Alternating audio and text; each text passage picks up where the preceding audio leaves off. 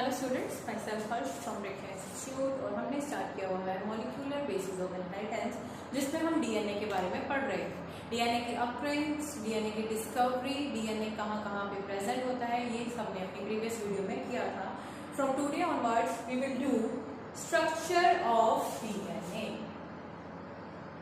Structure of DNA. DNA होता क्या है ये तो आप सबको पता है। It is deoxyribose nucleic acid और it is a kind of genetic material which stores genetic information and passes on it into next generation. Clear? अब डीएनए की स्ट्रक्चर में आपको बहुत सारी चीजें देखने को मिलेंगी। सबसे पहले डीएनए की स्ट्रक्चर में आपके पास है पॉलीन्यूक्लियोटाइड की चेन। पॉलीन्यूक्लियोटाइड चेन, ठीक है, ये फीचर्स हैं इसकी स्ट्रक्चर में जो आते हैं, पॉलीन्यूक्लियोटाइड चेन। ठीक, इसके अलावा backbone of sugar and phosphate molecules, backbone of DNA molecule.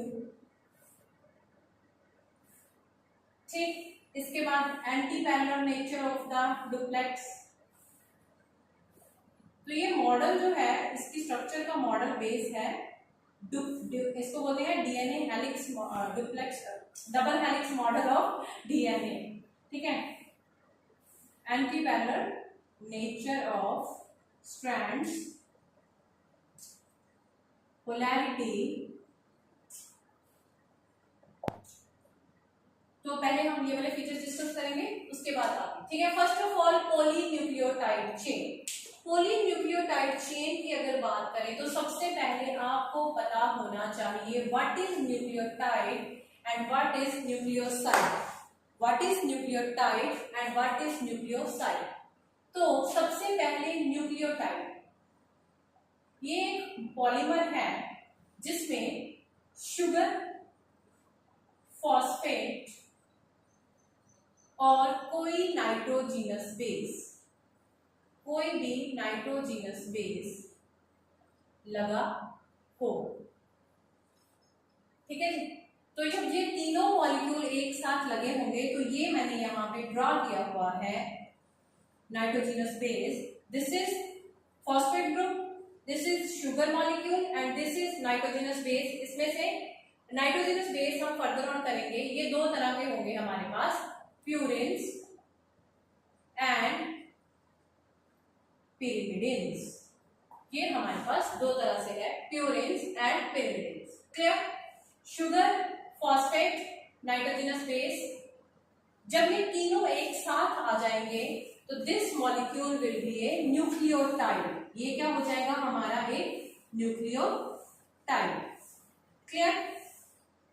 बात समझ आ रही है? अब जो डीएनए है वो एक पॉलीमर है इन न्यूक्लियोटाइड्स का। ठीक है, तो डीएनए एक पॉलीमर है। पॉलीमर का क्या मतलब होता है? बहुत सारे पॉलीमर सेगमेंट इसमें लगे हुए हैं। ठीक है, तो पॉलीमर जैसे एक दो तीन मॉलिक्यूल इकट्ठे होकर एक पॉलीमर बनाएंगे और वो पॉलीमर जो है वो पूरा चेन में लगा होगा। तो उस चीज के लिए हम बोल देते हैं कि डीएनए क्या है? Polymer of nucleotide. अब न्यूक्लियोटाइड क्या है? न्यूक्लियोटाइड में तीन molecule, sugar molecule, phosphate and nitrogenous base. DNA है तो डीऑक्सीराइबोस शुगर है, डीऑक्सीराइबोस शुगर है। अगर आरएनए होगा तो उसमें ये शुगर जो होगी वो राइबोस शुगर होगी। ठीक है, उसमें यहाँ पे सिर्फ एच का चेंज है उसकी स्ट्रक्चर में। ठीक है, तो न्यूक्लियोटाइड एक ऐसा मॉलिक्यूल जिसमें एक ऐसा पॉलीमर जिसमें शुगर, फॉस्फेट और नाइट्रोजनस बेस तीनों एक साथ प्रेजेंट होंगे, वो क्या होगा? एक न्यूक्लियोटाइड। अब डीएनए में ये बहुत सारे इस तरह से न्यूक्लियोटाइड अरेंज होते हैं। अब हम बात करें नाइट्रोजनस बेस की। ठीक है, ये स्ट्रक्चर, ये फॉस्फेट ग्रुप लगा है, this is deoxyribose sugar and this is adenine, this is nitrogenous base adenine. ये क्या है? एडेनिन। ठीक है, अब अगर प्यूरिन और पिरिमिडिन की बात करें, प्यूरिन और पिरिमिडिन की बात करें मतलब नाइट्रोजनस बेसिस जो है, नाइट्रोजनस बेसिस जो है आपके, वो दो तरह के होते हैं। पॉलीन्यूक्लियोटाइड चेन में you have two types of nitrogenous bases. आपके पास है प्यूरिन्स, आपके पास है पिरिमिडिन। ठीक है जी, अब ये जो प्यूरिन्स और पिरिमिडिन समझ रखा है। नॉर्मली ये हेट्रोसाइक्लिक, ठीक है, ये हेट्रोसाइक्लिक रिंग्स हैं जिसमें आपके पास क्या है, प्यूरिन की बात करें तो ये डबल रिंग स्ट्रक्चर है, इट इज डाइसाइक्लिक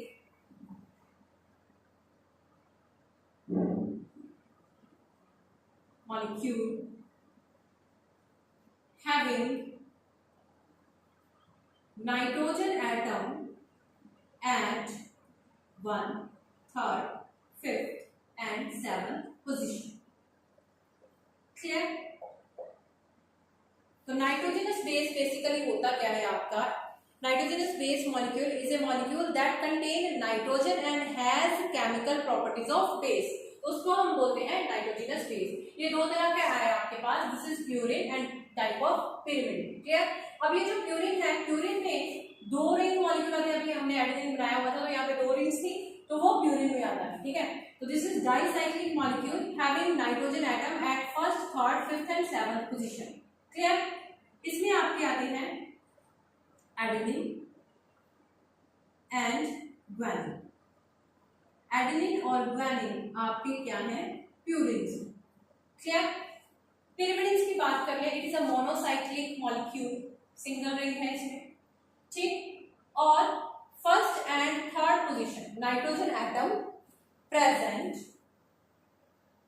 मोनोसाइक्लिक मॉलिक्यूल,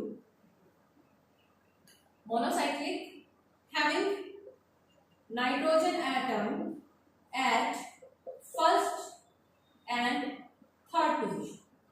तो रिंग में 1st और 3rd पोजीशन पे जब नाइट्रोजन एटम आ जाता है तो क्या है, having 2 नाइट्रोजन एटम, यहाँ पे आपके कितने हैं, 4 नाइट्रोजन एटम।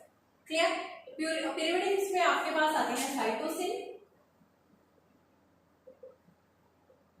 थायामिन,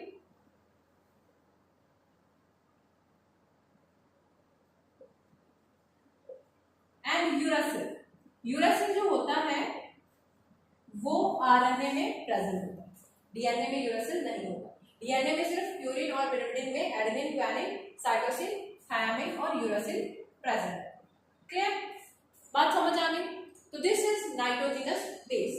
तो एक न्यूक्लियोटाइड कब बनता है, जब शुगर, फॉस्फेट और नाइट्रोजनस बेस तीनों मॉलिक्यूल इकट्ठे होके एक न्यूक्लियोटाइड बनाते हैं। क्लियर? ठीक है, प्यूरिन है, पिरिमिडिन है, नाइट्रोजनस बेस आपके दो टाइप के हैं, purines and pyrimidines. Purines dicyclic molecule है, इसमें 4 नाइट्रोजन एटम है at 1, 3rd, 5th and 7th position, adenine and guanine. Pyrimidine की अगर बात करें, ये मोनोसाइक्लिक है, सिंगल रिंग होगा, इसमें 2 नाइट्रोजन एटम है at 1st and 3rd position, cytosine, thymine, uracil. Uracil आपका आरएनए में होगा, डीएनए में नहीं होगा। क्लियर? तो ये एक मॉलिक्यूल न्यूक्लियोटाइड का बहुत सारे मॉलिक्यूल से आगे अटैच होता है, बहुत सारे मॉलिक्यूल से आगे अटैच होता है न्यूक्लियोटाइड के ही मॉलिक्यूल से। ठीक है, तो DNA is formed of 2 polynucleotide chain. तो हम बात करें पहले फीचर की, इसके स्ट्रक्चर की, तो इसके पास 2 पॉलीन्यूक्लियोटाइड चेन्स होती हैं। ठीक है, also known as deoxyribonucleotide. Each deoxyribonucleotide chain is formed by cross linking of 3 molecules, that is sugar, that is phosphate and a nitrogenous base। अब nitrogenous base क्या है? Nitrogenous base is a molecule having nitrogen atom and having the properties of base, और जो है important part है nucleotide का। Basically ये nitrogenous base आपके 5 तरह के हैं, adenine, guanine, cytosine, thymine, uracil. Defined अगर इनको क्लासिफाई करें तो ये प्यूरिन्स और पिरिमिडिन में क्लासिफाई हो चुके हैं। प्यूरिन्स आपके डाइसाइक्लिक मॉलिक्यूल होते हैं, पिरिमिडिन आपके मोनोसाइक्लिक मॉलिक्यूल होते हैं। इसमें 4 नाइट्रोजन एटम होते हैं, इसमें 2 नाइट्रोजन एटम होते हैं। इसमें 1st, 3rd, 5th, 7th position पे नाइट्रोजन एटम लगा होता है, और पिरिमिडिन में ये 1st और 3rd पोजीशन पे आपका नाइट्रोजन एटम आता है। क्लियर? इतना समझ आया? ठीक है, जो नेक्स्ट फीचर है वो हम करेंगे नेक्स्ट क्लास। Thank you. हम कर रहे थे nitrogenous base, purines and pyrimidines. ठीक है, नाउ प्यूरिन्स हमने बताया डाइसाइक्लिक कंपाउंड है, 2 रिंग्स है, 1st, 3rd, 5th और 7th पोजीशन पे नाइट्रोजन एटम लगा है। क्लियर? पिरिमिडिन्स मोनोसाइक्लिक रिंग है और इसकी 1st और 3rd पोजीशन पे नाइट्रोजन एटम लगा है। अब इनकी हम डिटेल में स्ट्रक्चर पढ़ेंगे। First is adenine. एडेनिन की अगर बात करें, 1st, 3rd, 5th, 7th position पे आपके नाइट्रोजन एटम, यहाँ 6th पोजीशन पे आपका अमीन ग्रुप। क्लियर? बाकी आपने इसके बॉन्ड्स कंप्लीट कर दिए। तो दिस इज एडेनिन, यहाँ फर्स्ट थर्ड फिफ्थ दो रिंग्स, एक हेक्सेन एक पेंटेन, साइक्लोहेक्सेन साइक्लोपेंटेन। उसके बाद आपके पास अमीन ग्रुप कीटोन ग्रुप लगा हुआ है यहाँ इस पोजीशन पे, क्लियर। तो बाकी आपने इसके बॉन्ड्स कंप्लीट कर दिए। तो this is guanine done. Now ये है आपके purines, these are purines. Now pyrimidines, pyrimidines की अगर बात करें, you have thymine, cytosine and uracil. Thymine के स्ट्रक्चर में सिंगल रिंग साइक्लोहेक्सेन आपने बनाया, यहाँ फर्स्ट और थर्ड पोजीशन पे नाइट्रोजन एटम लगा है, सेकंड और सिक्स्थ पोजीशन पे आपके पास कीटोन ग्रुप लगा है, एंड फिफ्थ पोजीशन पे आपके पास क्या लगा है, मिथाइल लगा। फिफ्थ पोजीशन पे आपके पास क्या लगा है, मिथाइल लगा, क्लियर। तो ये आपका थायामिन। साइटोसिन की बात करें तो cytosine second first third position पे आपका नाइट्रोजन एटम है, सेकंड पोजीशन पे आपके पास कीटोन ग्रुप है, और सिक्स्थ पोजीशन पे आपके पास अमीन ग्रुप है, क्लियर।